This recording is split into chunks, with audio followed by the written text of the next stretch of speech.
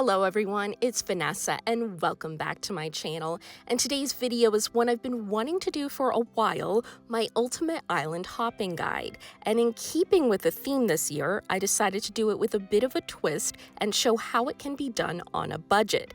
I know many people just automatically think cruise when it comes to island hopping, but for those of you who don't like or can't afford to cruise, the good news is there are other great alternatives to see many wonderful island countries on a single trip.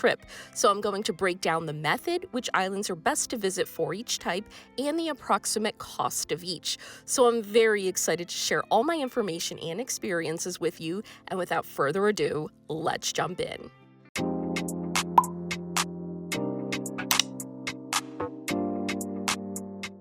So first, let's talk tours, which A, I found to be one of the easiest ways to island hop, and B, you tend to eliminate a lot of the bigger groups and crowds you'll usually find when doing cruise tours.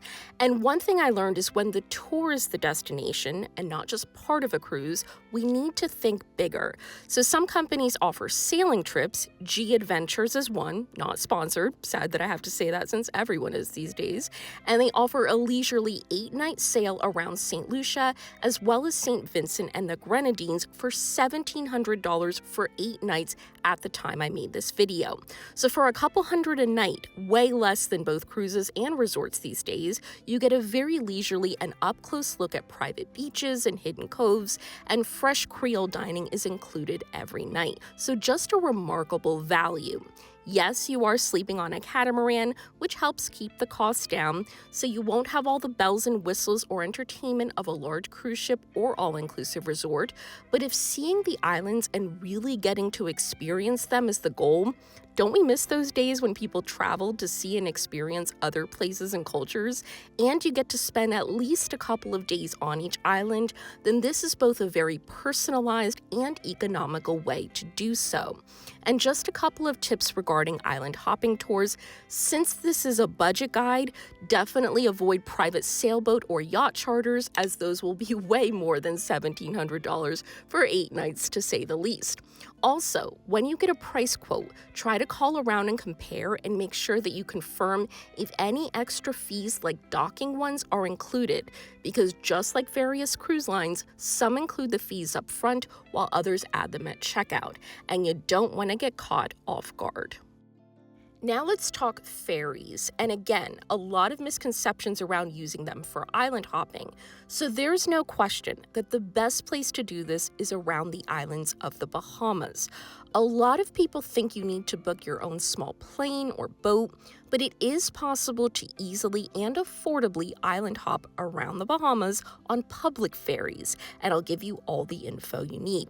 So you're first going to want to start in Nassau. You can stay a night or two, maybe get a day pass to Atlantis. You can get a good taste of the area in 24 to 48 hours. Then, the next morning or two, you'll want to take a ferry from Nassau to Harbor Island. There are several options. I suggest booking on bahamasferries.com. And if you enjoy small island charm, you're gonna love this place. Stretches of pink sand with lots of cute boutique hotels, just a very peaceful area with roaming chickens and golf carts to get around. And it's nice to just leisurely wander the streets, enjoying the pastel-colored buildings and architecture. And then your next stop will be my new personal favorite in the Bahamas, Eleuthera, which we discovered last year, and I fell in love with it.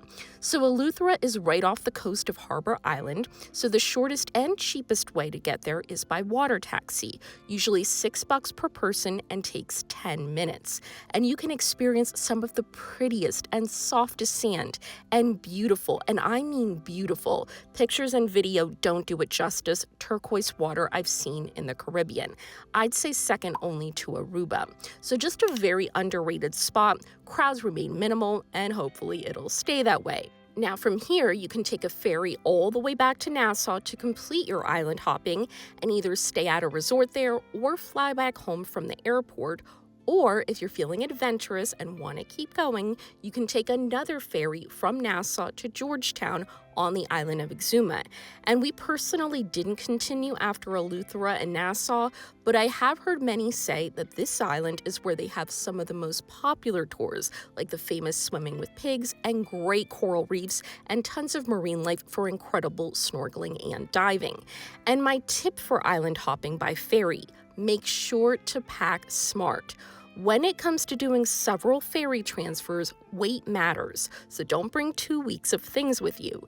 My advice is, since you're spending 1 or 2 nights in each spot, try to do laundry at least once. It's very easy to do in the bigger properties in Nassau, and you'll be able to travel much lighter and a lot happier this way.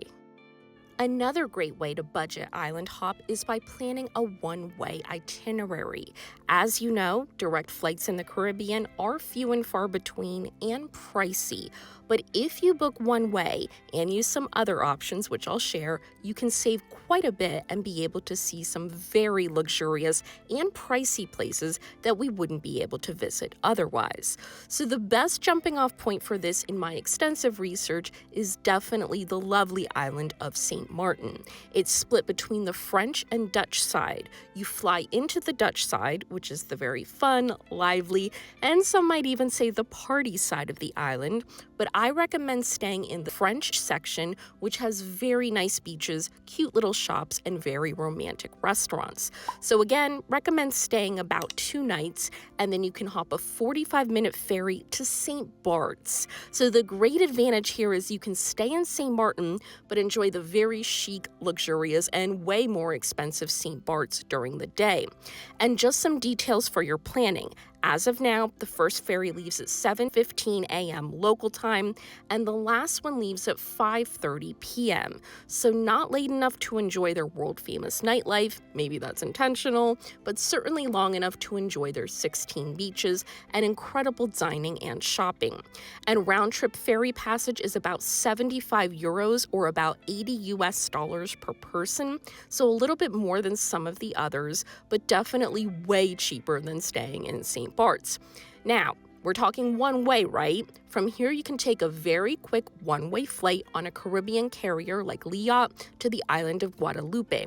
They even have small commuter planes that do this 55-minute flight for a couple $100, and you can explore multiple islands of beautiful beaches and jungle hikes pretty much to yourself and get to experience an incredibly underrated part of the Caribbean.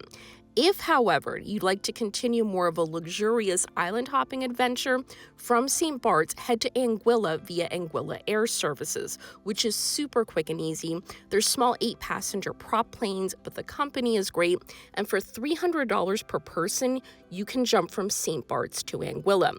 And Anguilla is absolutely beautiful, stunning beaches and coral reefs, but again, very pricey. So a much cheaper way to see the island, even if only for the day.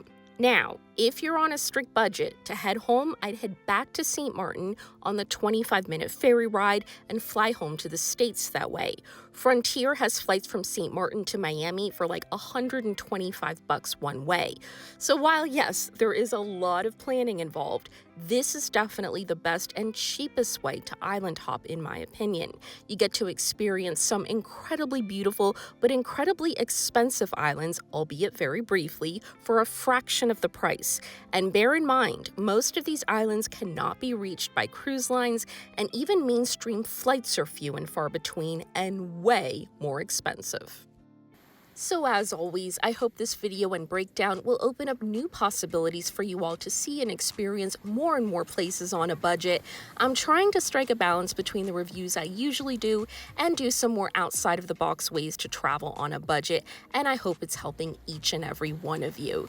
If you haven't done so yet, it would mean a lot to me if you'd show your support by hitting the subscribe button for our now 2 videos a month. This is Vanessa for Passport Pages. Thank you so much for watching, and I hope to see you all very soon. Bye, everyone.